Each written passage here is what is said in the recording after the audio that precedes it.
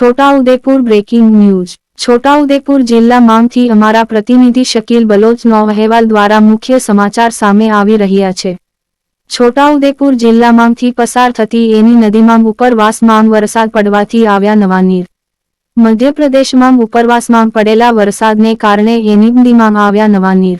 છોટાઉદેપુર તાલુકાના કાનાવાડ કાછેલ ગામમાંથી પસાર થતી એની નદીમાં આજે નવા નીર આવતા રમણીય દ્રશ્ય જોવા મળ્યા। સાથે સાથે ધરતીપુત્રમાં ખુશીનો માહોલ પણ જોવા મળ્યો। સાવકોરી નદીમાં અચાનકથી નવા નીર આવવાથી પંથકમાં ખુશીનો માહોલ। બ્યુરો રિપોર્ટ શકીલ બલોચ દ્વારા છોટાઉદેપુર।